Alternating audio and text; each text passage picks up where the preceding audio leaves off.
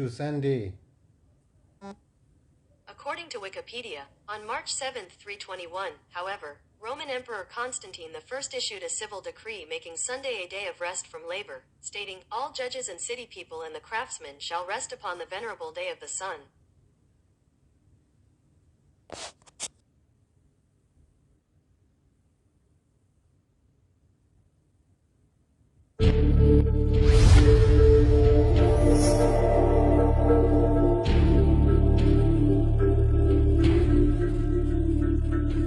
When was a Roman Catholic Church made? In order to understand its birth, first we need to follow the process on how the early church in Rome, which had been persecuted, obtained recognition from the Roman Empire. The church in Rome kept the undefiled truth of the early church in its initial stage, but later accepted various gods of Rome and religious customs when it became acknowledged as a Roman religion. And this gave birth to the Roman Catholic Church that has the characteristics of Roman polytheism.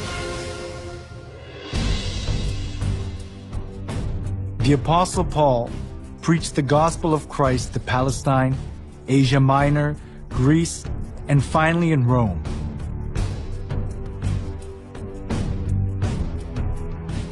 The church in Rome was not welcomed in its initial stage. It was because of the monotheism of Christianity, and the polytheism of Rome conflicted with each other.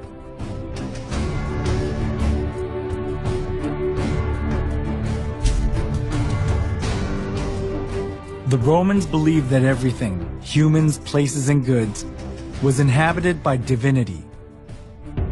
As they accepted folk beliefs of the people they conquered, far more various gods and religions prospered in Rome.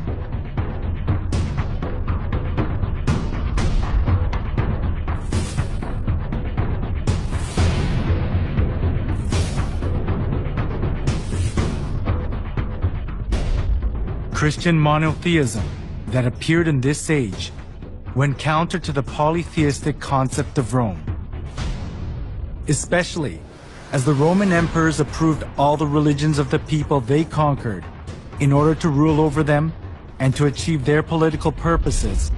This came into conflict with Christianity, so the Roman emperors persecuted the Christians. The early church was oppressed by many emperors, but there was a turning point during the reign of Emperor Constantine in the 3rd century.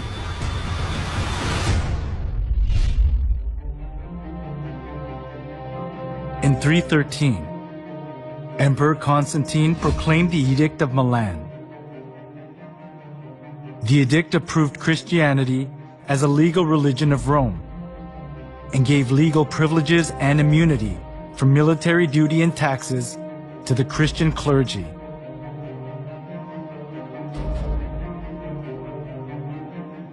There was the political goal of Constantine underlying such kinds of preferential treatment.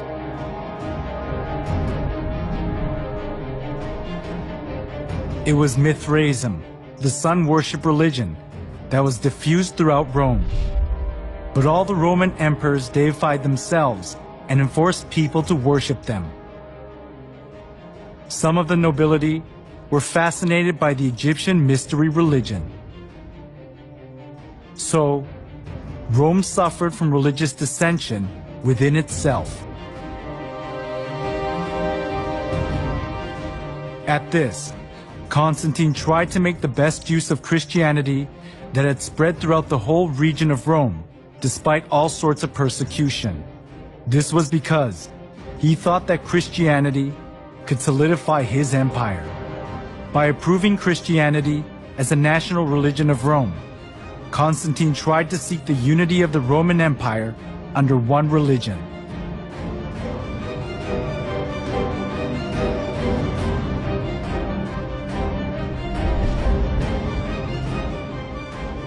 Thanks to Constantine's pro-Christian policies, many believers of the polytheistic religions of Rome streamed into the Christian church. This tightened Constantine's political grip, and Christianity positioned itself as the religion of Rome, expunging persecution and contempt it had received so far. However, the indiscreet conversion they did without having any kind of understanding or faith, rather produced an adverse effect, the influx of pagan customs into the church.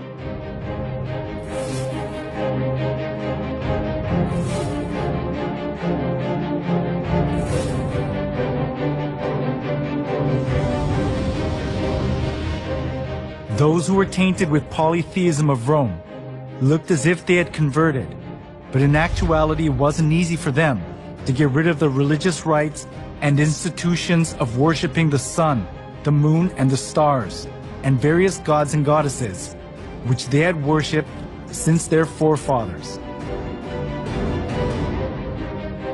The church in Rome sought for solutions to disburden the pagans when they converted to Christianity. It was to bring in things similar to the gods that the pagans had believed into the church. They thought they would increase the number of pagan converts by doing that.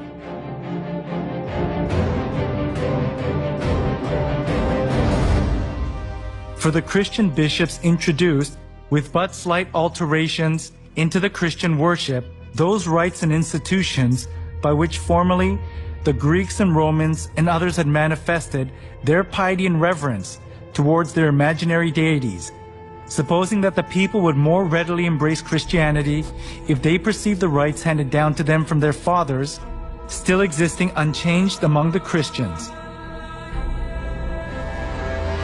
The church in Rome that had been persecuted and despised wanted to put their roots down in Rome as an approved religion, even if they had to be mixed up with Roman polytheism. It was because they wanted to keep their faith in comfort, being freed from the extreme pain of persecution.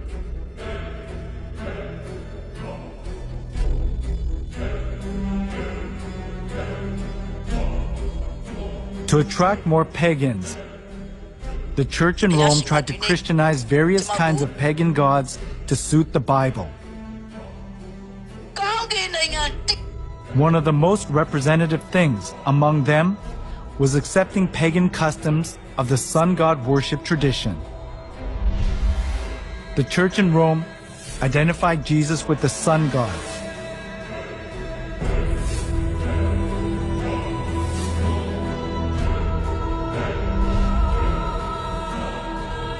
Inside of the church was decorated with various kinds of sun images, and the idea to worship the sun was established as if it were the truth of the church.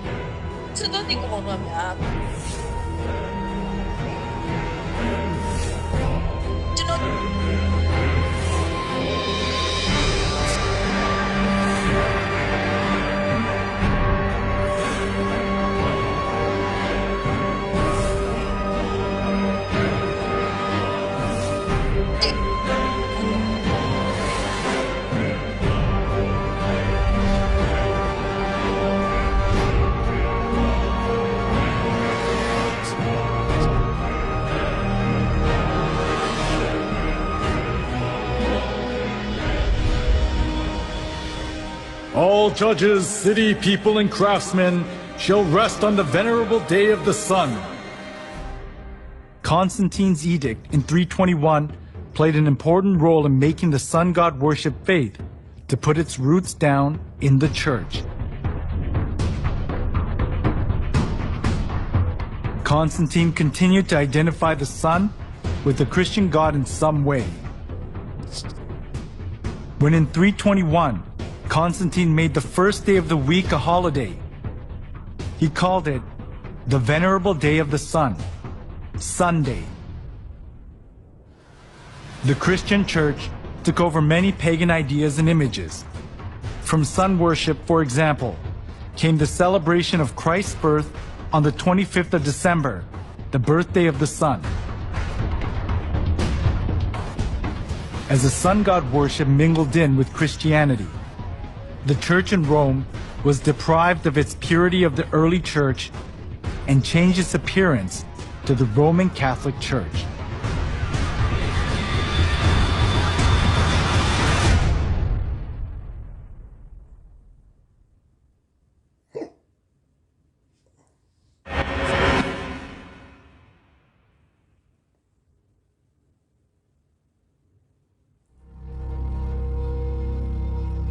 Before the 3rd century, the church in Rome was one of many churches that were scattered all over the Roman Empire.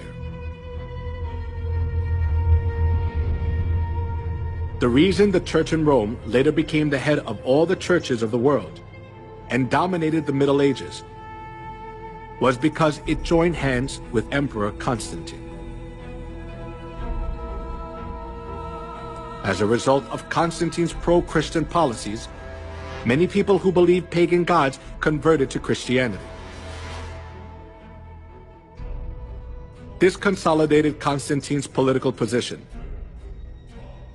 and there was no need for the church in Rome to refuse the converts because it was a good opportunity to secure its religious position.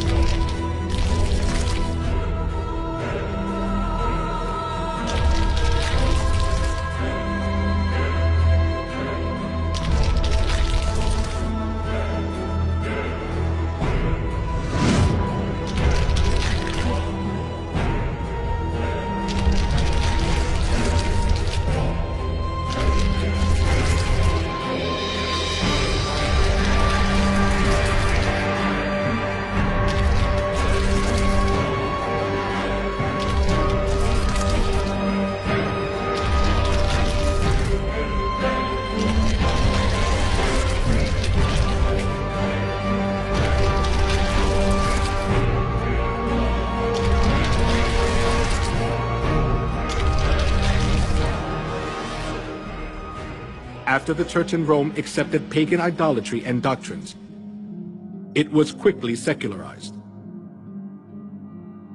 During the Middle Ages, it was even hard to tell the difference between the church and the secular world. The Catholic Pope enthroned kings, and kings protected the Catholic Church. Opposing the Catholic Church itself was rebelling against one's own country.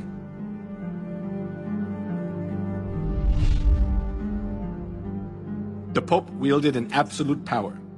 We can see just how powerful he was through one incident, the humiliation at Canossa. That happened during the time of Pope Gregory VII. Pope Gregory VII claimed that the Pope could not be judged by anyone on earth, and he could dethrone emperors and kings, and excommunicated Henry IV, the Emperor of the Holy Roman Empire, in the course of the investiture controversy. As Henry IV was faced with the crisis of being dethroned, he went to the Pope who was in Canossa.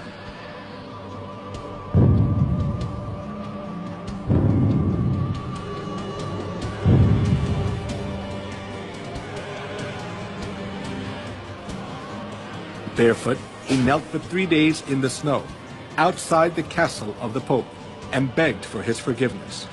This is what is called the humiliation at Canossa incident. The Pope had so much authority that there was no one who was able to hold back the Church from abusing its power anywhere in Europe.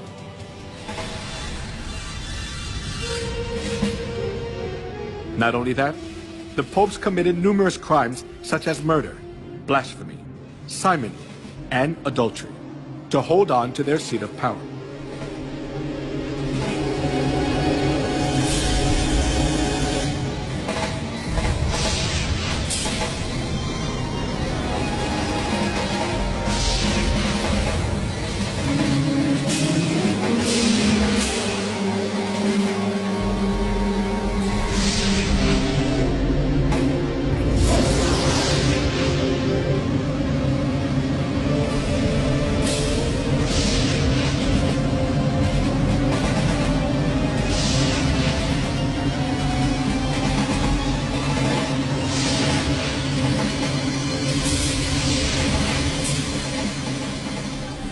We cannot even fathom the evil deeds of the corrupt popes.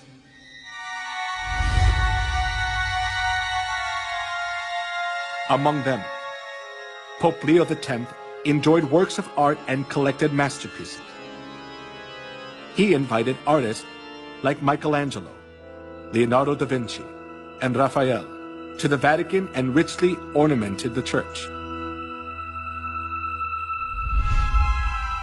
Being driven by his vanity, he constructed St. Peter's Basilica. However, as he ran out of money by collecting costly works of art, he started to print a greater amount of indulgences.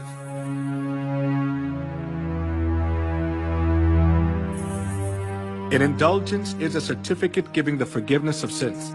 The Catholic priest propagated that people were guaranteed to enter the kingdom of heaven safer when they gave more money. Come, see for yourself. This is not just a simple indulgence. Even though you don't do confession, all your sins will be forgiven. Even the sins of your relatives in purgatory will vanish. Will you just leave your mother to suffer in the fire? Come here, everyone. Come. When you drop the coins in the box and it makes a clinking sound, then the souls will arise from the fiery purgatory.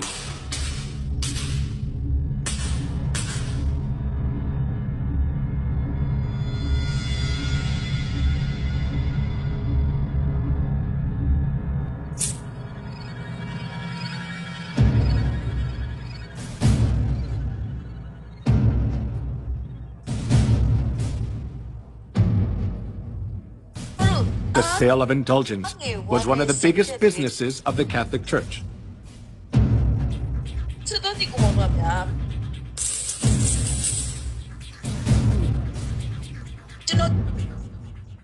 Since indulgences was a good solution for those who were seized by the fear of hell, numerous people gathered to buy the kingdom of heaven.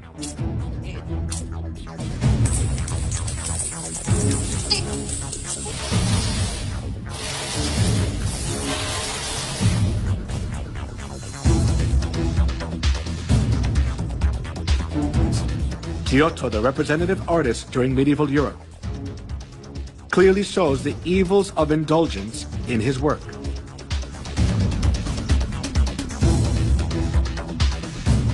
The Last Judgment. In the painting, Jesus, the judge, is in the middle and the apostles are on both sides. Heaven is shown on the right and hell is shown on the left. One thing that is worthy of notice here is the scene where souls are weighed. A man who is on his knees presents a model of the chapel to three women. The name of the man is Enrico Scorveni. He was a notorious loan shark of that time. Because loan sharking was a big sin, he could never dream of entering the kingdom of heaven. However, even though Enrico was a loan shark, he bought indulgences and paid for his sins, and proudly purchased the ticket for the kingdom of heaven.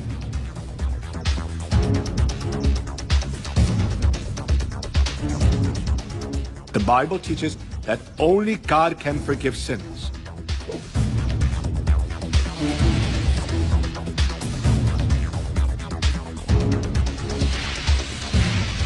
However, the Catholic Church insists that the Pope too has the authority to forgive sins. This kind of false teaching enabled them to commit fraud, the sale of indulgences.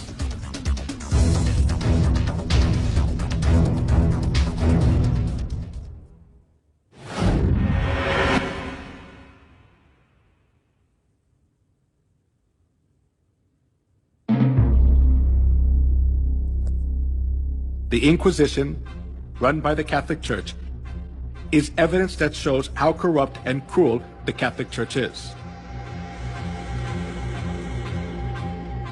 The Inquisition, which was established for religious trials,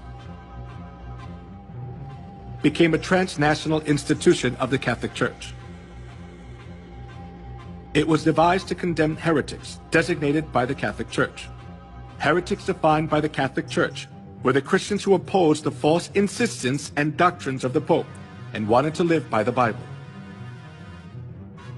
To rule over the world as they want, the popes tried to get rid of the Bible and restricted people from reading it.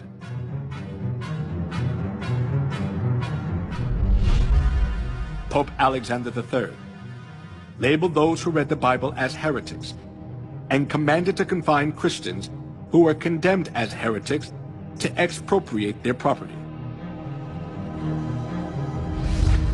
Pope Innocent III instituted the Inquisition and launched crusades to combat heresy. Numerous Christians were killed and dispossessed of their properties.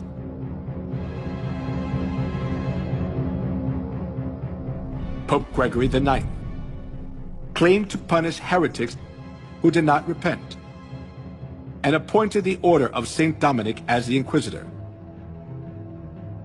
Pope Innocent IV promulgated the bull Ad Extirpanda, explicitly authorizing torture, and commanded to burn everyone who opposed Catholicism. Here is the salient religious trial of the century. Giordano Bruno, a medieval astronomer, was charged as a heretic by the Catholic Church and burned at the stake. The reason he was burned was that he denied the geocentric theory and insisted on the heliocentric theory. After that, Galilei verified that the Earth revolves around the Sun. But he too was declared a heretic and was forced to recant his heliocentric view.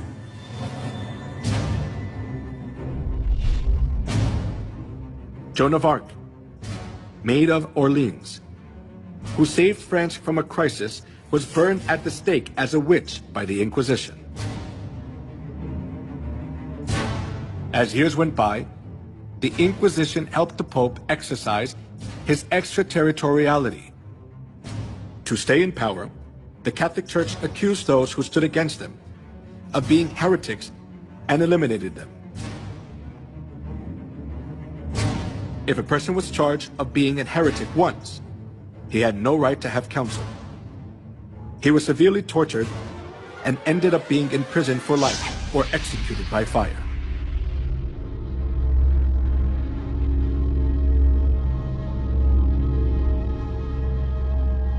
The Inquisition was the most infamous and devilish thing in human history. It was devised by the popes and used by them for 500 years to maintain their power. For its record, none of the subsequent lines of holy and infallible popes have ever apologized. He was given power to make war against the saints and to conquer them. Historians estimate that in the Middle Ages and early Reformation era, more than 50 million martyrs perished at the hands of the papacy. During the Dark Ages, 50 million innocent people were killed. In order to increase its wealth and power, the Catholic Church killed a great number of people. It is a distortion of history to call a murderer the apostle of peace. The Bible describes the crimes of the Catholic Church as below.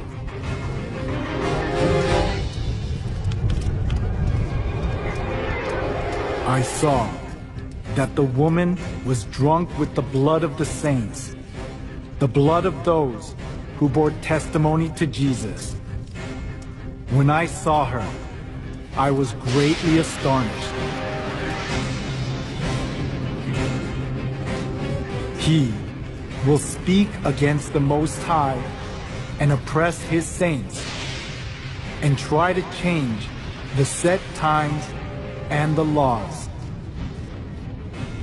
The saints will be handed over to him for a time, times, and half a time. The Roman Catholic Church was Babylon the Great that ruthlessly killed innocent people who followed Jesus.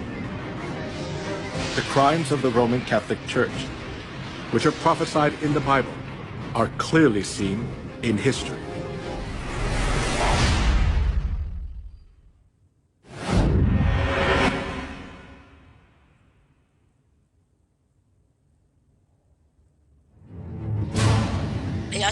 In the Museum of Torture Instruments in San Marino in Europe, the torture devices which were used during the Dark Ages are displayed.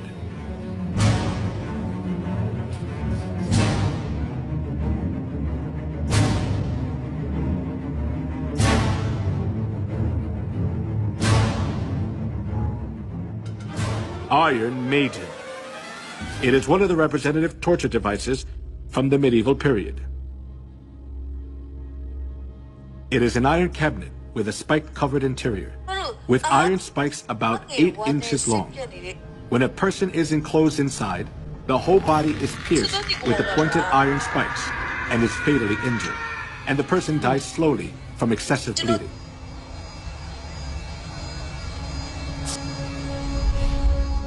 The torture device in the shape of a wheel was invented for execution. They tied a person around the wheel, then rolled it repeatedly over fire or spikes. They also bound the 4 limbs of a person on a wheel and crushed the bones using an iron bar or hammer. Then the person was thoroughly injured and died in pain, still bound to the wheel.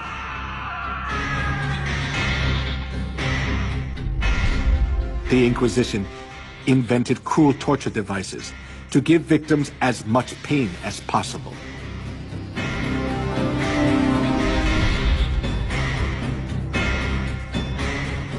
A torture device with sharp iron hooks to tear off a living person's skin.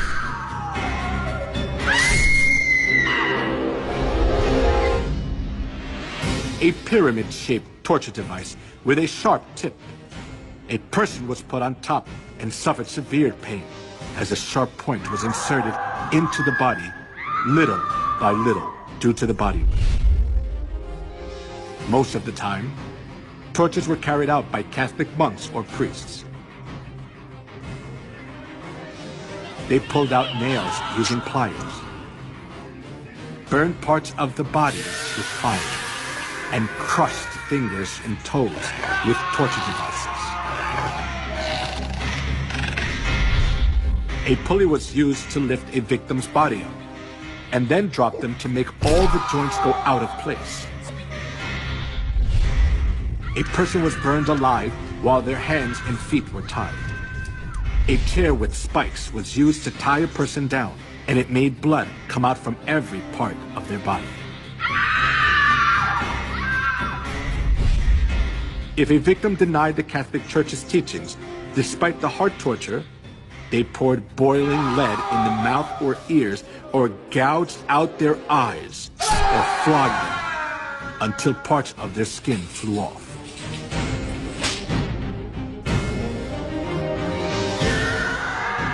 Sawing, slaying by sword and burning the victims alive. The Catholic priests enforced them to follow their teachings, holding the cross in front of them.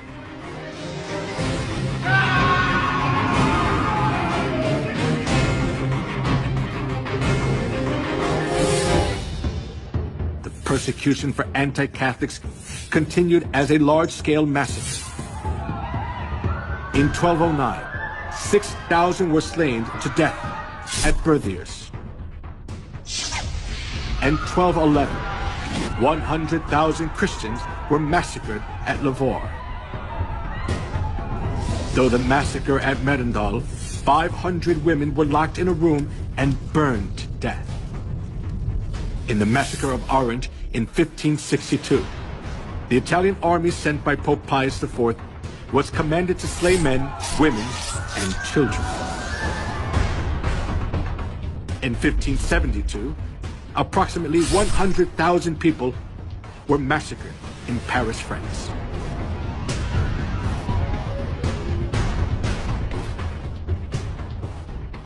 He will speak against the Most High and oppress his saints. The saints will be handed over to him for a time, times, and half a time. As it was prophesied that the one who speaks against the Most High would make war against the saints and conquer them, over 50 million people were slaughtered during the Dark Ages.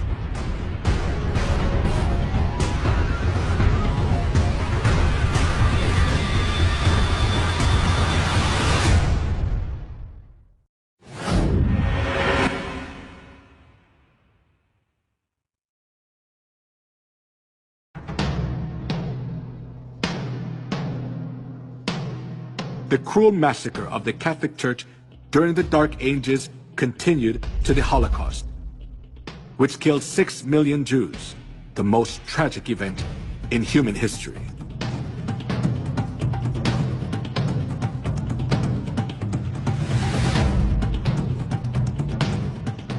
From 1933 to 1945, 6 million Jews, including 1.5 million children, were slaughtered in 15 European countries, such as Poland, Russia, Austria, Czechoslovakia, Hungary, France, Belgium, Luxembourg, Italy, Netherlands, Norway, Romania, Yugoslavia, and Greece.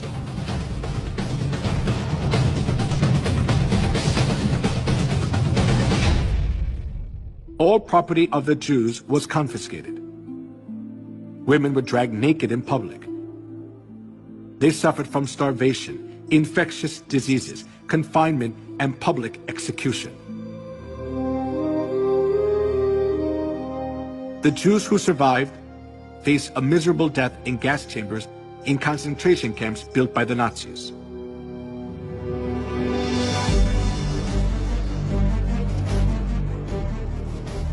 When the gates of the concentration camps for the Jews were opened as World War II ended, the world was shocked.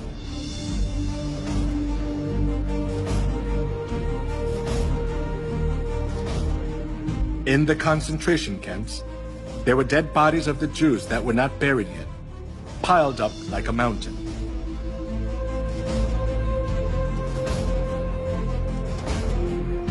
While Hitler massacred 6 million Jews under the pretext of ethnic cleansing, the Catholic Church publicly advocated Hitler's genocide of the Jews, claiming it stood for anti-Semitism.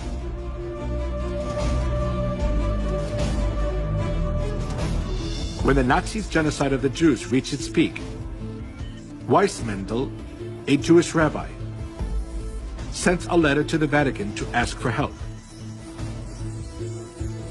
He begged the Pope to save the innocent Jews, especially young children. 1.5 million out of 6 million Jews who were slaughtered were children. His plea was a desperate outcry. However, the reply he received from the papacy was not just heartless, but blood-curdling. There is no such thing as the innocent blood of Jewish children. All Jewish blood is guilty, and the Jews must die, because that is their punishment for that sin. The Catholic Church was always hostile to the Jews for the reason that they had killed Christ. And they committed countless murders under the pretext that they were punishing the Jews on behalf of God. This kind of attitude of the Catholic Church greatly affected Hitler, who was Catholic. Dann wird das Ergebnis nicht die Bolschewisierung der Erde und damit der Sieg des Judentums sein, sondern die Vernichtung der jüdischen Rasse in Europa.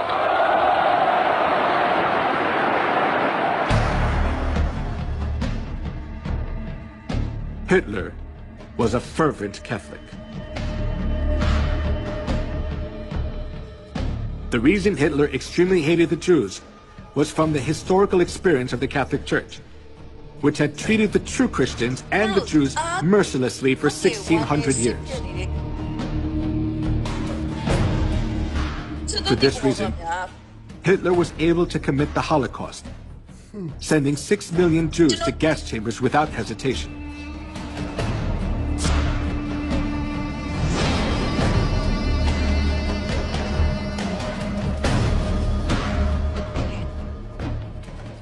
Before the massacre of the Jews began, the Catholic cardinals officiated in Mass for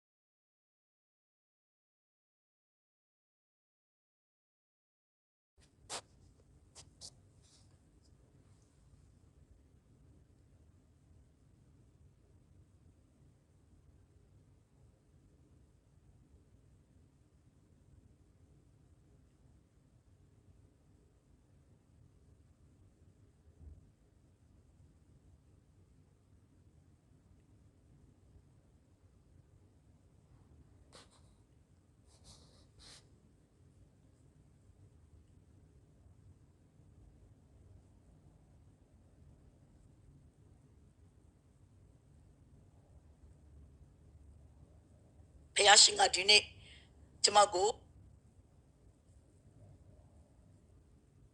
ကောင်းကင်နိုင်ငံတိ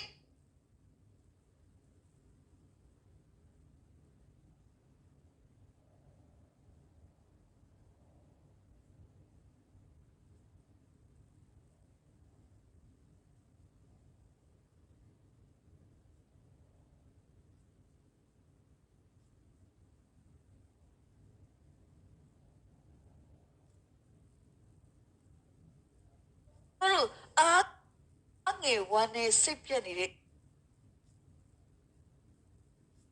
စတဲ့ဒီကောင်တို့များကျွန်တော်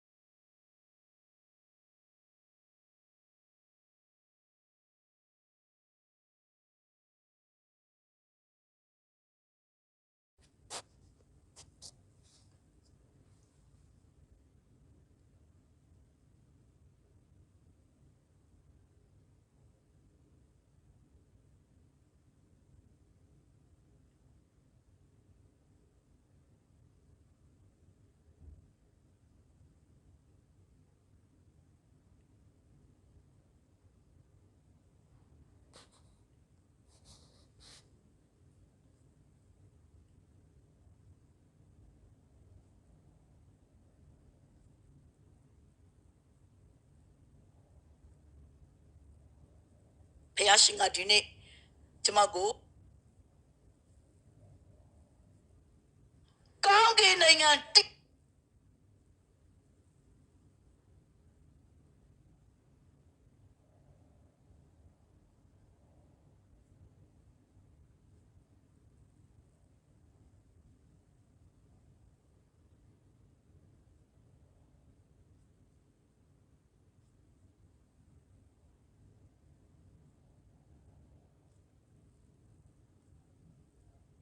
တို့ငယ်ဝမ်းနဲ့စိတ်ပြက်နေတဲ့စတဲ့ဒီကောင်တို့များကျွန်တော်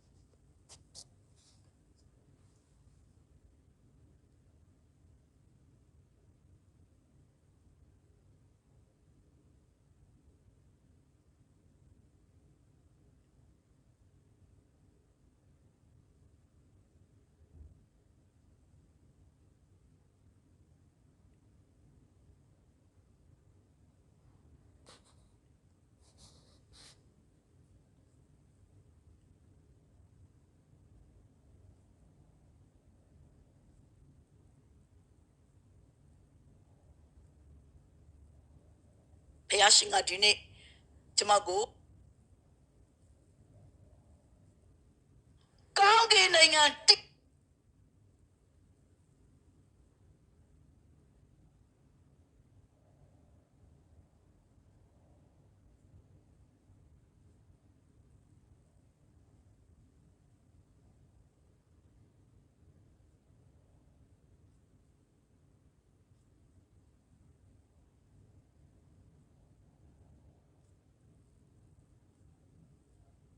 တို့အားငယ်ဝမ်းနဲ့စိတ်ပြက်နေတဲ့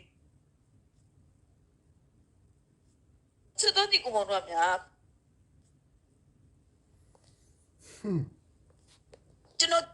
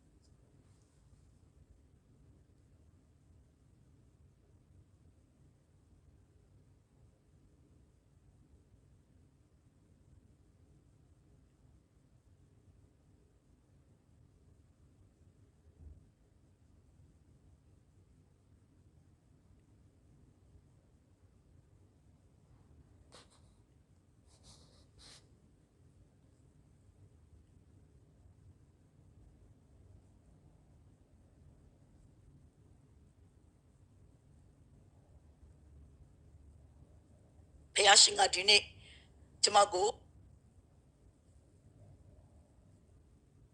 ကောင်းကင်နိုင်ငံတိ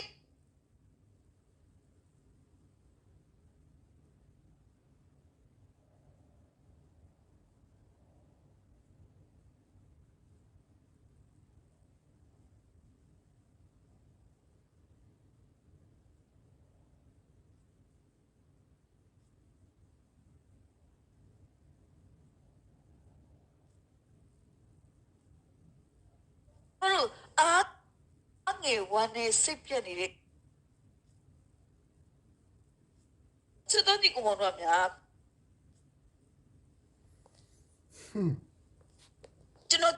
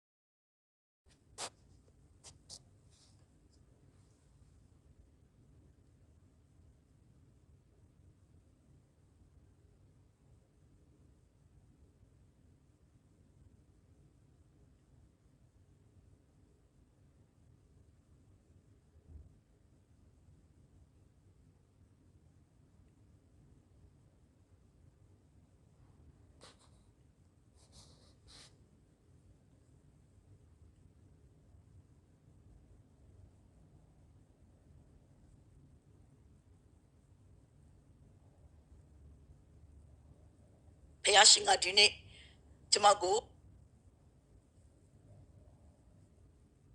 ကောင်းကင်နိုင်ငံတိ